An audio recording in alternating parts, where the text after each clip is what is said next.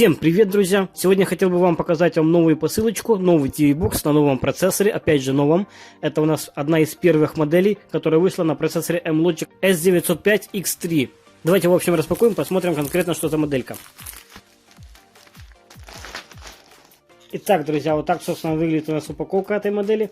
Как видим, это у нас модель S10 Max Plus. Здесь указано конкретно, что 4 гигабайта оперативки здесь стоит и 32 гигабайта встроенной памяти. Также бывает, как видите, на 2 гигабайта оперативки, 16 встроенной, и на 4 гигабайта оперативки и 64 встроенной памяти. Bluetooth версии 4.2 и 4.1 и Wi-Fi 2.16, только 2.4 ГГц. В остальных двухдиапазонный. Так, давайте распакуем, посмотрим подробнее. Сам TV-бокс, средненький размер. Перейдем сразу к комплектации, а потом уже к TV-боксу.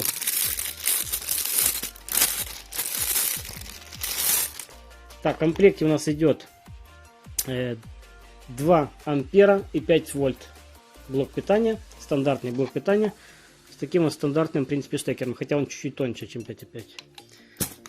Так, дальше у нас HDMI кабель типа А.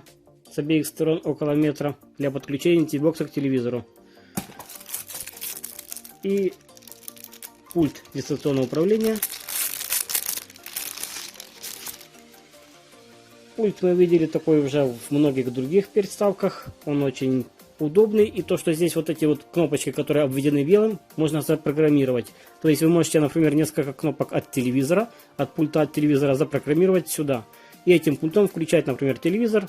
Этой кнопкой TV-бокс. Также вот этими кнопками, например, регулировать звук в телевизоре, а этими в TV-боксе. Ну и, собственно, еще пару кнопок. Как видите, питается пульт от двух батареек типа 3А. В комплекте батарейки, как обычно, не идут. И такая вот брошюрочка. Толстая такая книжка на разных языках, но без русского, как обычно часто бывает. Русского языка здесь не имеется. Инструкция. Так, перейдем к самому TV-боксу. Сам TV-бокс выглядит довольно симпатично. Это у нас еще заводская пленочка, как вижу, здесь имеется. Ее можно снять. Да, здесь точно есть заводская еще пленочка. Так что не переживайте, если у вас где-то там будут мелкие царапинки. Ее можно снять. Перейдем подробнее. Здесь спереди имеется мини-ЖК экранчик, который показывает часы и там краткую информацию о подключенных разъемах. На правой стороне ничего нет. Такая интересная поверхность. К краям глянцевая, здесь такая матовая интересная. На задней стороне имеется несколько разъемов. Давайте по порядку. Аудио-видео разъем, ну, собственно, для подключения к старым телевизорам, там, или какой-то акустики вы можете подключать тот же. Дальше оптический разъем для подключения более качественной акустики. RJ45 для подключения интернет-кабель напрямую. Если у вас нет дома роутера или Wi-Fi, вы можете подключить интернет-кабель напрямую. HDMI разъем версии 2.0 для подключения, собственно, к телевизору через кабель, который идет в комплекте. Питание для блока питания, который идет в розетку, собственно. На последней стороне имеем еще 2 USB разъема разными цветами. Потому что здесь в первом версия 2.0 для подключения тех же мышек, клавиатур, пультов, USB флешек различной емкости, ну и там тому подобное. Также USB 3.0. Это высокоскоростной разъем для более быстрого чтения и передачи данных. То же самое можно подключать, просто будет больше скорость, если подключить, к примеру, там, хороший накопитель. И, собственно, TF-карточка, microSD карточки для расширения встроенной памяти. Если вам будет недостаточно, к примеру, встроенной памяти, вы можете ее расширить с помощью microSD карточки. На нижней части мы здесь ничего не имеем, здесь просто такие пластиковые ножички, даже не резиновые. Здесь просто видим такие вот отверстия. Лучше бы, конечно, вот эти хрестики полностью сделали как решетку, было бы гораздо больше пользы. Но так как обычно процессоры на S905X2 слабо грелись, то я думаю, на X3 тоже будет достаточно холодные. Поэтому перегрева, я думаю, здесь не должно быть. Также здесь указана, опять же, модель S10 Max Plus M-Logic Cortex A55, 4 гигабайта оперативки и 32 встроенной памяти.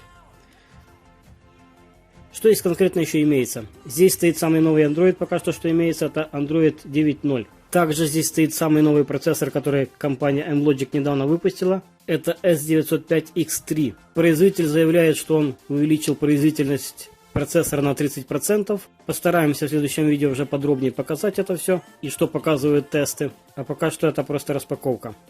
Также в связке с этим процессором идет видеокарта Mali G31, но тот же Dwellin MP2. То есть практически ничего не поменялось с видеокартой. Также, как мы видели, что она в версии 4 ГБ оперативки, стоит двухдиапазонный Wi-Fi, как 2.4, так и 5 Гц, и Bluetooth версии 4.2. Приставка способна воспроизводить практически любые форматы, как и 4К видео, H265 кодек и тому подобное. То есть практически любые форматы, как аудио, так и видео, так и фото. Более подробнее мы это все увидим опять же на обзоре. А в этом видео мы просто показали, в каком виде приходит посылка, от какого продавца, за сколько времени. Кстати, пришла она мне без проблем, как ни странно, потому что я заказывал, например, еще модель Belink GT Mini 2. Так она еще до сих пор не пришла, потому что из-за долгих предзаказов, так как этот процессор только вышел на рынок, никак не могли отправить, то есть долго отправлялась. То эта приставка пришла гораздо быстрее, с этим проблем вообще не было. Ссылку, где я ее покупал, конечно, оставлю под видео, сами сможете посмотреть актуальную цену, сколько она сейчас стоит.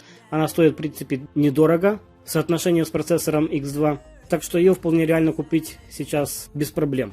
А на этом тогда пока что закончим. До скорых встреч, подписывайтесь, ставьте пальцы вверх, пока.